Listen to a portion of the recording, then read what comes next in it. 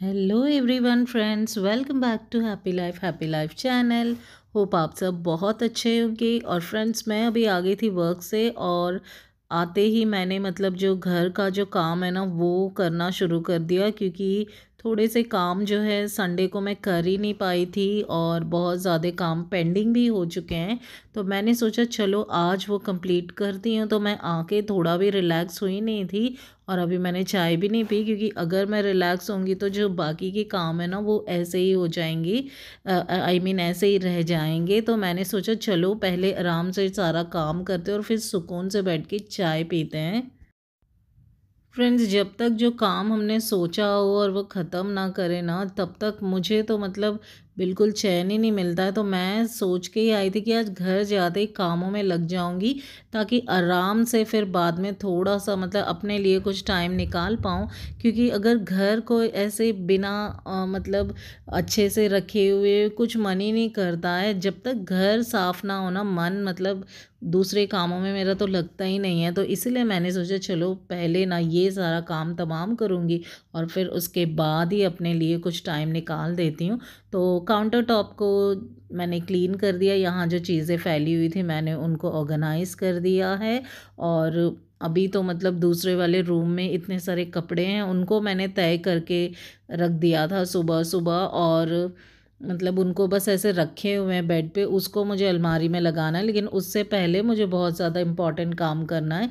और ये जो काउंटर टॉप पे जो चीज़ें फैली हुई थी सुबह के ब्रेकफास्ट के टाइम, मुझे इतना टाइम भी नहीं मिला था कि मैं सारी चीज़ें ठीक करके जाऊं, क्योंकि मंडे को बहुत जल्दी हड़बड़ी रहती है, जाना पड़ता है। तो मैं फटाफट से चली गई थी और थोड़े से काम बच गए थे। तो मैंने सोचा चलो आके आराम से करते हैं, क्योंकि आने के बाद तो पूरा टाइम अपना ही है। फिर थोड़ा सा जो घर के लिए जो टाइम होता है ना वो तो मैं देती ही देती हूँ, 1 घंटा, क्योंकि इससे ना घर हमेशा साफ़ रहता है।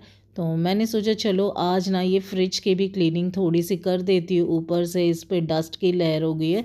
तो बिल्डिंग के पीछे जो थोड़ा कंस्ट्रक्शन का काम हो रहा है, तो उसकी वजह से थोड़ा सा डस्ट भी आ जाता है, तो इसलिए सफाई और ज़्यादा करनी पड़ रही है। फ्रेंड्स, आपने भी नोटिस किया होगा, अगर कोई कंस्ट्रक्शन के काम चलते हैं घर के आजू बाजू, तो वहाँ का जो डस्ट वगैरह है ज़्यादातर घर में आ जाता है। तो यहाँ का भी वही हाल है। पीछे बहुत बड़ा कंस्ट्रक्शन ही कुछ हो रहा है, कुछ बिल्डिंग बन रही है स्कूल के पास, और स्कूल बिल्कुल बिल्डिंग के पास ही है। तो इसीलिए वहाँ का जो डस्ट है ना पूरा जो वॉश एरिया में बहुत ज़्यादा आ गया है। तो अभी मैंने सोचा चलो वॉश एरिया को क्लीन करेंगे आज। बहुत ज़्यादा बुरी हालत हो रखी है उसकी। और वहाँ पे जो चीज़ें सारी ऑर्गेनाइज़ कर देती हूँ और वहाँ ना पूरा क्लीन कर देती हूँ। तो आज का ना इवनिंग का जो काम है ना मेरा इम्पोर्टेंट वही वाला काम है।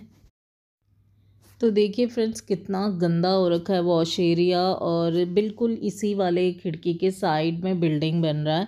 तो वहाँ का पूरा डस्ट वगैरह यहाँ जमा हो गया है, और इसीलिए इसको क्लीन करना बहुत ज़्यादा ज़रूरी है। देखिए कितना ख़राब लग रहा है। तो चलिए फटाफट से इसको अच्छी तरह क्लीन कर देते हैं। और सबसे पहले ना ये जो क्लॉथ स्टैंड है ना, इसको मैं एक वेट क्लॉथ से इसके ऊपर का जो डस्ट है ना वो निकाल देती हूँ। इसको क्लीन करके किचन में रख देती हूँ थोड़ी देर, और यहाँ पे ना पूरी जो क्लीनिंग है वो कर दूँगी।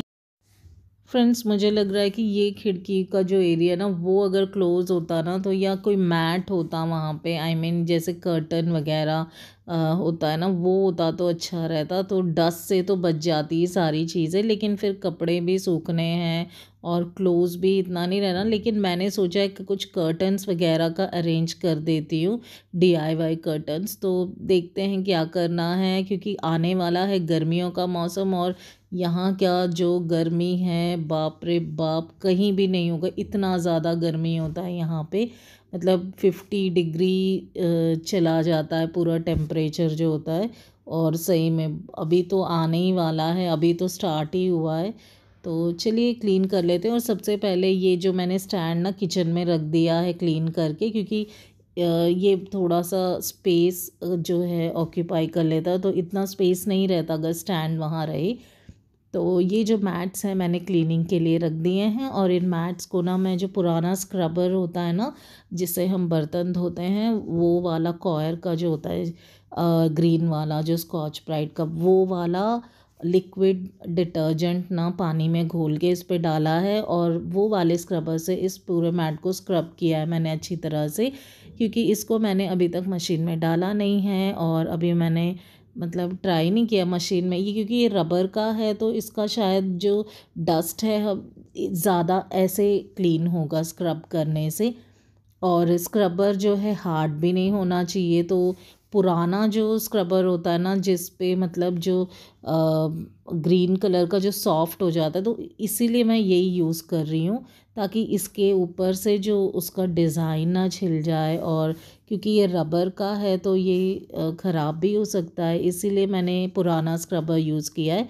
तो देखिए इसकी गंदगी कितनी चली गई है और बिल्कुल साफ़ हो गया है। और ये मैं मतलब 1 हफ़्ते से धोने की सोच रही थी, तो देखिए कितना गंदा हो गया है। तो इसका डस्ट भी मतलब ऐसे ब्लैक ब्लैक दिख ही रहा था इसके ऊपर, तो मुझे बिल्कुल अच्छा नहीं लगा था कि किचन में गंदे मैट रहें। तो देखिए कितना साफ़ हो गया है, पूरा डस्ट चला गया है। वैसे ये मैट बहुत अच्छे हैं किचन के लिए। तो देखिए इस तरह से अगर आप रबर के जो मैट्स हैं ना वो क्लीन करोगे तो ये ख़राब भी नहीं होंगे और अच्छी तरह से इसके ऊपर जो डस्ट है वो चला जाएगा। और अभी ना मैं यहाँ का जो मशीन जो रखी है ना उसको मैं अच्छी तरह से एक वेट क्लॉथ से क्लीन कर देती हूँ।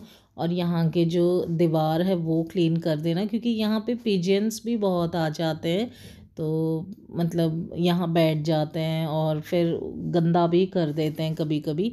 तो इसीलिए ना इसको क्लीन करना बहुत ज़्यादा ज़रूरी होता है। और जहाँ मैंने प्लांट्स रखे हैं वहाँ पे भी मतलब दीवार पे पिजियंस बैठ जाते हैं, क्योंकि हमेशा तो हम डोर्स खोल के नहीं रखते हैं, तो बंद रहता है, कुछ आवाज़ नहीं आती तो बैठ जाते हैं वो।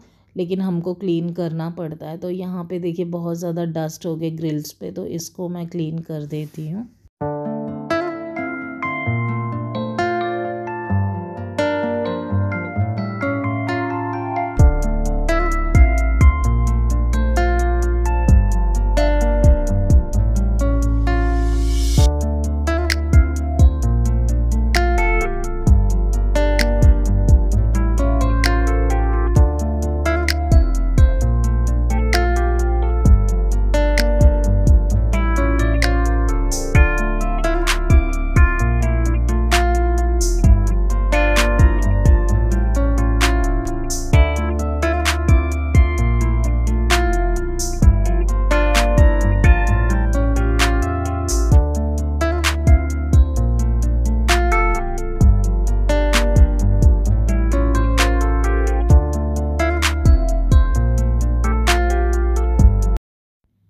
फ्रेंड्स, अगर आपको हैप्पी लाइफ चैनल के व्लॉग्स अच्छे लगते हैं ज़रूर सब्सक्राइब कीजिएगा, लाइक कमेंट शेयर भी कीजिएगा।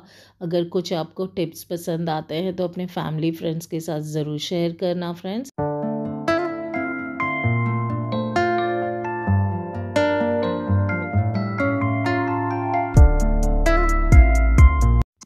मैंने ना यहाँ पे जो रेड हार्पिक होता है ना वो यूज़ किया है टाइल्स पे और फ्लोर क्लीनिंग के लिए। इससे ये ज़्यादा क्लीन होता है और मतलब ये जो दाग धब्बे होते हैं ना फ्लोर पे वो चले जाते हैं। और यहाँ पे हार्ड वाटर है इसीलिए ज़्यादा जो दाग होते हैं ना फ्लोर पे वो आ जाते हैं। और इसके वजह से मतलब जो बकेट्स और ये भी बहुत ज़्यादा दाग होते हैं, तो मैं इसीलिए रेड हार्पिक ना फ्लोर के लिए यूज़ करती हूँ। तो इससे बहुत ज़्यादा साफ़ हो जाता है और कोई भी स्पॉट्स होंगे फ्लोर पे वो चले जाते हैं।